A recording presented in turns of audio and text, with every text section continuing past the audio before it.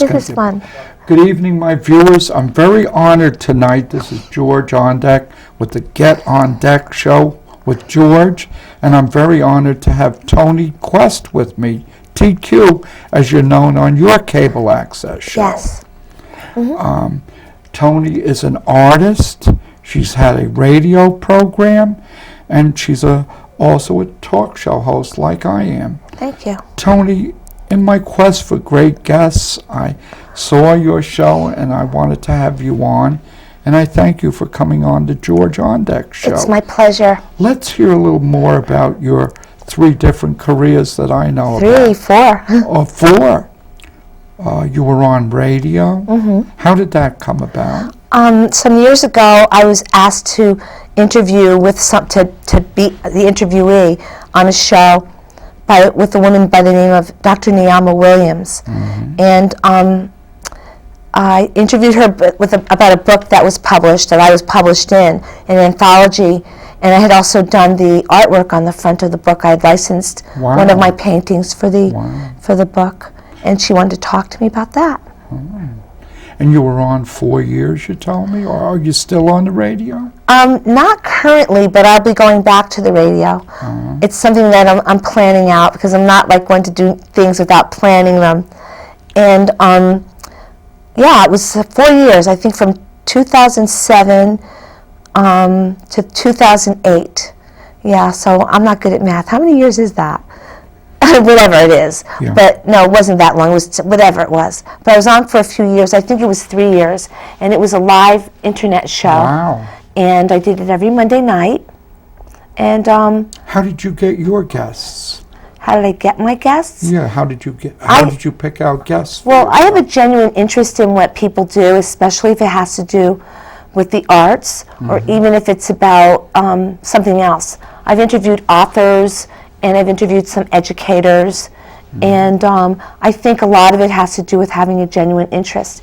And I think that's how I would get my guests. I'd see somebody interesting and interview them. You know, you sound like me now. I see somebody interesting, and I'll go up to them and say, how would you like to be on the George Ondek show? Yeah. And they think I'm kidding sometimes. And I thought you were kidding. It's like, you want me on your show? Yeah, I just met you recently, but I've seen you on 2 shows you did. One about animal rights. Animal behaviorism. Animal behaviorism, which is dear to my heart. And another one on a lovely person who owns Kathleen's Tea Room in Peekskill. And you introduced me to her tea room. And I found out that not only does she serve tea there, she has 8 o'clock coffee as well, because I'm a coffee addict. Yeah, she'll make you a cup of coffee. And she will. Delicious sandwiches. Yeah. She knows what she's doing. She does a good job. I'm getting to be older, and that fireplace felt so great on my back, you know. I've gone to other places, and they have fake fireplaces, but Miss Mackenzie has a real fireplace there. Yes, she does. And now I'm seeing a tremendous painting back here. Where did this come from, Toni? This is a painting that I did to depict the erosion of the environment. It's called Bleeding Green. It's a metaphoric type of a piece. I guess most art is metaphoric. And it actually talks about what I see as like an erosion of our environment, and also a little bit of hemorrhaging of our economic system as well. And she's screaming about it. It's called Bleeding Green. Such a beautiful picture. Thank you. The eyes in it and the tears coming from her eyes. Yeah, I mean, it's That's intense. Our environment going away, being burnt up by modern technology or modern machines and ways of creating energy. Even litter bugs, even just litter bugs. I was asked to show the piece during a symposium. I was asked to actually moderate a symposium at Columbia University shortly after I did this piece in 2009. And it was for an African company that was affiliated with Columbia on the subject of environmentalism. But this gentleman, his name is Chief Dio. And Dio. Yes, I had interviewed him previously on my radio show, and I had met him some years prior to that. And he asked me if I would moderate the symposium for him at Columbia It was interesting, and he invited me to bring this piece. He'd seen it, and I talked about that, but it was mostly about the guests at the symposium, which was quite an experience. I said it was more about them than it was about me. And have you painted a lot of paintings over the years? A number of paintings since I started painting in 1994. Did you take formal art in school or something, or did you just sit down and decide to paint? No, I'm basically self-taught, although in high school I remember taking art class. I always enjoyed that. And I took a life drawing class over at the Riley League of Artists, which I think they don't exist anymore, but that was at the encouragement of my husband and an art mentor that I have, an artist mentor. Let's get back to your early days. Where did you grow up at? Oh, well, Say- doctor, let me Yes. see. You have a couch here? I grew up in Mamaroneck, New York. Oh, fine town along the Sound Shore, I Yes, think from they the, call it. I'm a Sound Shore kind of baby. Yeah, I'm Yeah. a Yonkers baby. You're a Yonkers baby? Ghetto Square. I mean, Getty Yeah, Square. I come Ghetto. from the poorest part of Yonkers. I'm a product of the Yonkers school system, Westchester Community College and Okay. Pace, and took some TV courses at SUNY Purchase, which is Nice. a pretty good school. That's cool. Yeah. But, let's see, how did you come to Peekskill, New York, my hometown for the past 25 years? Well, I sort of migrated northwest. My husband and I had bought a home in Ossining, and then we just decided for a lot more space, and we ended up buying a home in Peekskill and lived there for 9 years or so. Wow. Yeah. How do you like Peekskill and the Hudson River and our beautiful riverfront green, which I understand very shortly will have 4 new pieces of art on it? It's nice. I was just looking down the hill.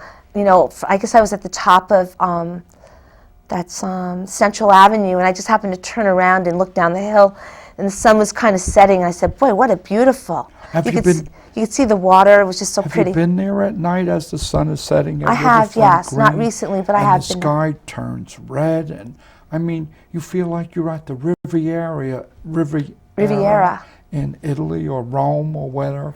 Or if you've been to Charles Point and saw the view of Bear Mountain Bridge Yeah. at night or in the afternoon. I even see wedding parties go there to take Good pictures.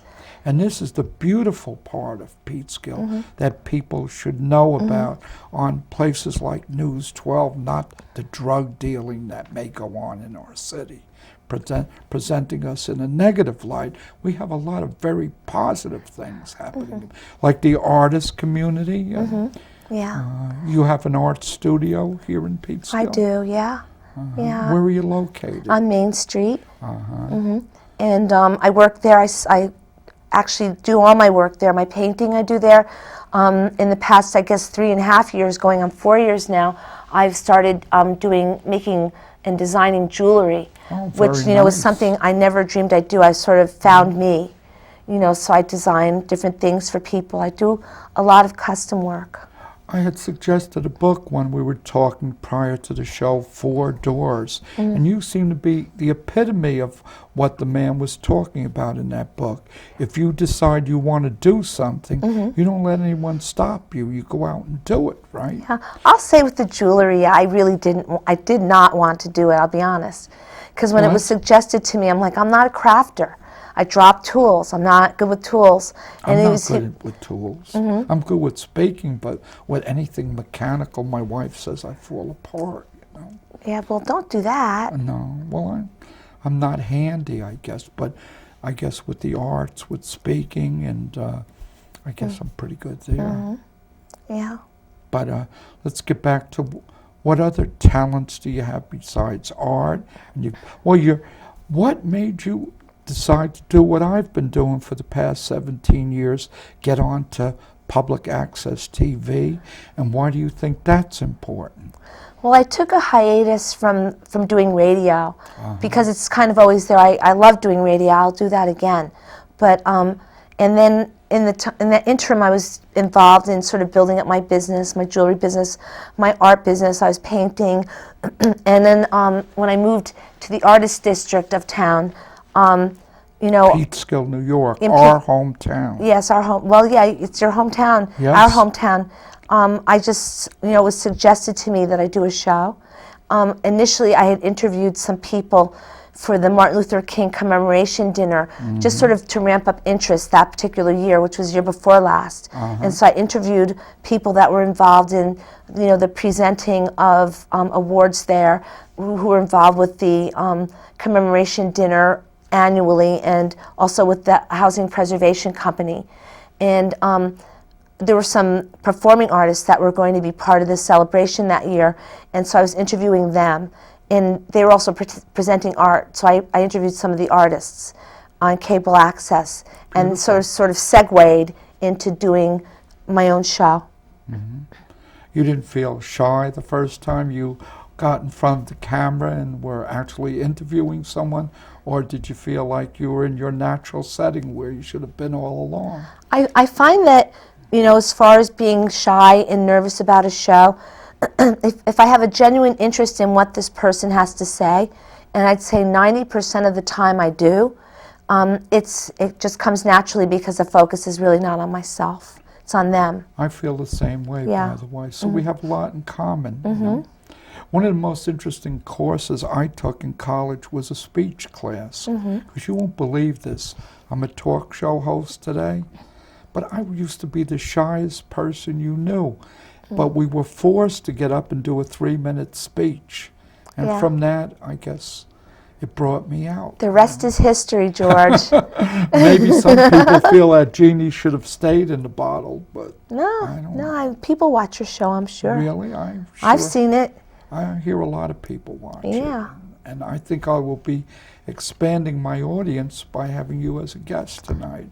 I want more would be artist-type people to watch my show, younger people, and people who have an interest in communicating with people. And Yeah. that's important. Yeah. Yeah. So, so as I was saying, the jewelry actually found me. It You did. know, and then it ended up taking off. I was very surprised. That's good. You know, Do you sell it on the internet? I do, yes. And the internet and Facebook and all these new devices is the way to go. I'm sort of a dinosaur because at the present time I'm not on that, but have a very keen interest in getting more involved and getting my show out. Yeah. And I have a bucket list too. I shouldn't be talking about myself when the show's about you. But I want to be on the radio. I want to hit big time TV someday, even if it's only doing Mr. Rooney's 2-minute bit that he used to do at the end of 60 Minutes. Oh, yeah. Where he did a what's that word? Satirical A satirical kind of a piece usually piece did. for about 2 minutes at the Yeah. end of a important news thing. Yeah. And Yeah. he did that till he was 93 years old. It's amazing. And you know, after he resigned, a week or two later, he passed on. That's too bad. Yes, because he was quite intelligent, but he was funny and amusing to the way he presented that. Yeah, he was something. He was a good man. But let's get back to TQ. When is your show on cable? It's at 9 p.m. on Sunday nights Uh-huh. on cable access, channel 15 In Peekskill? in Peekskill. And the surrounding area? Yeah, well, I don't know exactly where it goes, but It I goes know to that about 20 different cities. I do get some I do get emails very often after the show airs. I think it goes from Tarrytown to Cortland or York. Yeah, Are you on the Yorktowners feed as well? I believe so. Ossining. No, but you got to get on to Yorktown too. That'll expand you to 20 more cities. Yeah. Cities such as Chappaqua, Bedford, and a lot of artistic people in that area. You know. Yeah, yeah. There are artists. Artists are everywhere. How do you find art? Are you able to make a living with your art and with your jewelry making and all that? And survive? I know it's very tough for a starving artist, and I don't think you're a starving artist. I don't know. I once taught a group of gifted and talented students for 2 years. You did? a group of starving artists? No, No, gifted and I'm talented sorry, artists. And I taught them, I would bring in guests on a regular basis, not every week, but they're actually working on self-portraiture, which is one of the things I teach. And I bring in guests that were working in the arts or with the arts, and to let them know that there are many ways to be in the arts without starving. And so it was, those were 2 words I didn't really allow in the class, starving artists. The other 2 words were, I can't. I always tell my students, 2 words you can't say here. Such as the President of the United States has a motto, yes, I can. When I hear people say, no, I can't do that, I hit them with, yes, I can. If you believe you can fly, you may fly. And that was a wonderful song, wasn't it? Yeah, you it recall is. that song? I do that song, yeah. I believe I can fly. Yeah. What do you mean you do that song? I know that song. I do know that song. I thought you were going to tell me you were a singer No, as well. No, I'll sing for you, but I'm not a singer. Well, maybe we'll discover new talent tonight for Toni Quest. You can ask Cindy about my singing from the tea room. She knows about my singing. Yeah. But I do what I can.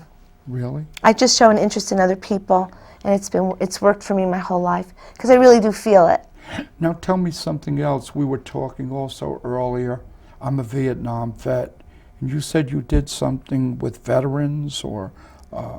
I wrote an instructional plan when I was in graduate school for veterans with PTSD, and it's called Self-Actualizing Portraiture. Wow. And it's not art therapy, but it's a course, and it was written specifically for them, although I've taught it to other groups, the course. You taught the class to veterans who had PTSD? The instructional plan was designed and written specifically for veterans with PTSD, but I've taught versions of it to other populations. Now you said you were in graduate school. I found out something new about you. What is your educational background? Do you have a degree? Yeah, I have a bachelor's of fine arts in communication arts, and I have a master's in education, specifically adult learning theory. Wow. Have you taught much in your life then? I've taught a lot. Yeah. I'll teach, I teach a lot. It's like a calling.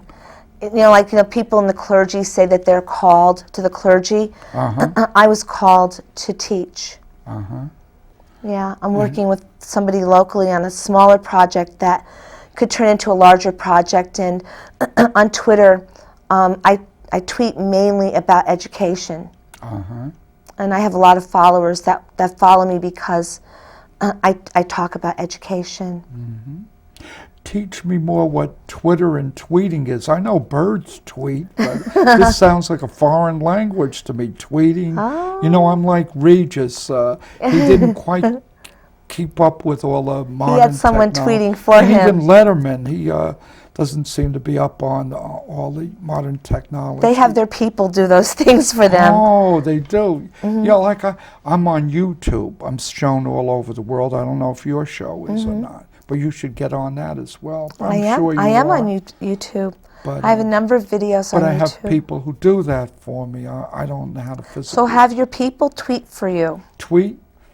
Okay. Have your people. Now, what does it mean to tweet? See, I'm sounding Well, very basically, dumb there's a now. vernacular of communicating on Twitter that I find a lot of people are uncomfortable with it, but it's basically 140 characters or less. Oh, You can that's say it. texting, you mean? No, tweeting. Oh, what's the difference between tweeting and texting? Texting you do on your phone.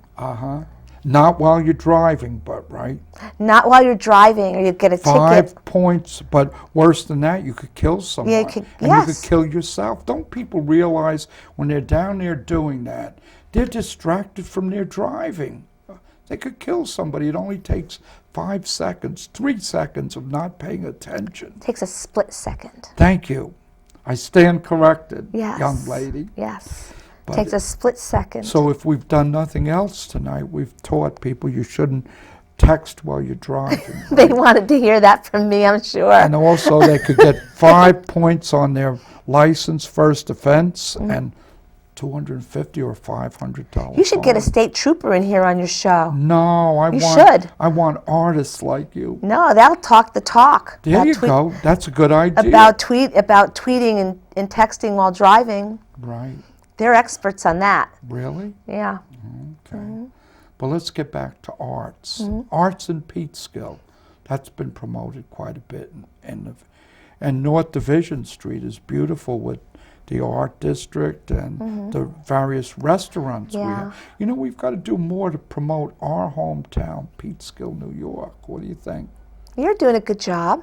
And you're doing a good job, too. Oh, I try. Because your show originates here in Peekskill Cablevision, like mine does. And I think we're presenting a good image of Peekskill Yeah. to the people. Yeah, though I think that Peekskill has a great image. Yeah, it can improve, but it's getting even better, you know. I have no complaints. I don't either. And as I told you before the show started, my wife and I tried West Palm Beach, Florida for 3 months. We were thinking of retiring there, but we came back to our city, Peekskill, our hometown. It's a town where gentle people live, and they care for one another. It's a very neighborhoody kind of place to live, Uh-huh. you know, I would say. You know, I think people look out for each other pretty much. And sometimes we get a negative image that we don't deserve, and that's a shame, you know. I've lived in a rough city. I've lived in the center of Yonkers, in the lowest of the low-income area, and things are pretty rough there. But do you know, even from a place like Yonkers, New York, did you ever hear of a singer called Mary J. Blige? Yes. She came from a low-income project in Yonkers. Did you know that? Now she's famous. Very famous. A lot of famous people in Westchester County. Yes. There are lots. Yeah. That are from here, and some stay. So, you won't believe this, Miss Quest, but I'm running out of things to say. Really? So why don't you pick up the show from me now, and you be the host of the show. Is that a twist? That's a twist. Yeah, it is. It is a twist. Yeah, but Peekskill is an artist community, and I embrace the arts in anywhere I go. I embrace the arts. So when I did my radio show, 9 times out of 10, I was interviewing an artist or an author.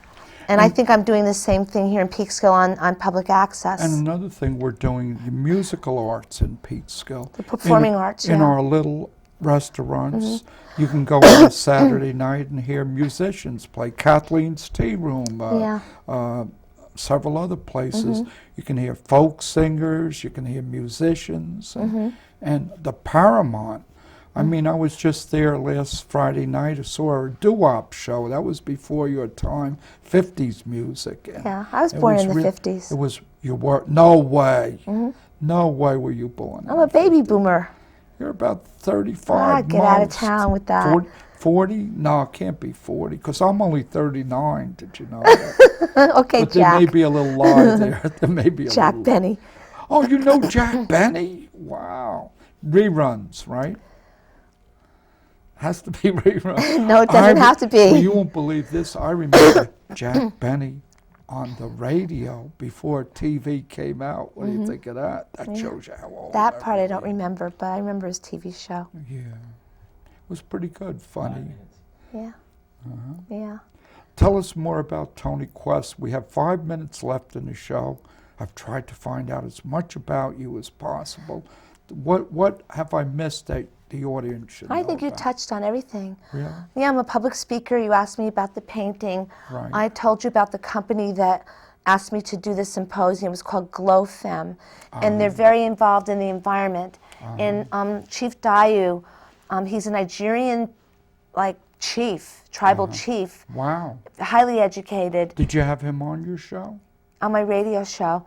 And what he recently had me bring the painting to Columbia and moderate this symposium, was because he wanted to talk about how on an individual level people can make the environment better. I think that there could be more consciousness about simple things like littering. And so we talked about that, and there were other people that were on this particular panel, and they spoke about sustainability and things like that, which is another, I guess, I don't want to say it's just a catchphrase, but it's something that's an emerging field of study. Littering could be bad. So sustainability is about being able to sustain oneself or society with what you have, and it ties right into environmentalism. And so that's basically what the symposium was about, and there were different people that stood up and spoke about sustainability and the environment.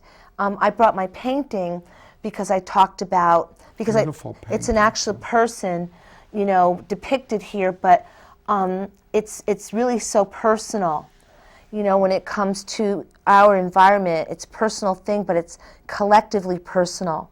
So it's not just about, although this is important, about big companies polluting our environment, but it's about how we actually do it ourselves and take certain things for granted. Like just like throwing your cigarette butt on the ground and just walking away. Or throwing garbage out the window, Toni, which is something people do. Little stuff. How about the smokestacks? Well, I'm saying that the factories? symposium was about the symposium. You asked me. Okay. Remember? Yes. Here. Okay. Okay. Go ahead. The symposium was about how what we can do on an individual basis to help the environment. So that's what this painting was really about, and that's what this symposium was about at Columbia. Okay. So and it's a very prestigious university. It is. I didn't attend there, but I spoke there. I was asked, you know, so I feel very honored and privileged to speak to that group of people. There were some New York City officials there as well that were part of it. And Chief Dayu is very engaged in helping the environment on a global level. Do you feel by your speech you made a difference with the people who were there? It really wasn't so much about me, I'll say, but I did facilitate the conversation. Good, good. But you facilitated the conversation very well tonight on the George Ondek show. Thank you. Thank you for having me. It was a pleasure to have you. If people want to reach you in the future, how can they reach you? They can go to my website, screamingwoman.com, or they can find me on Facebook at toni.quest at facebook.com. I'm available to answer emails, and you know, I always like to get feedback on things that I do, and I appreciate it a lot. I have an Etsy shop where I sell my jewelry. Gotta make some money. Well, can't. Toni, it's very nice having you on the George Ondek show tonight. And my viewers, this was another one of my Slice of Life shows. I was very honored to have Toni Quest on, TQ. And when are you on again on television? Sunday nights, 9 o'clock, 9 p.m. See you again next week. God bless, and may the environment stay safe, and may the earth last another 2 billion years. And may you sustain yourself.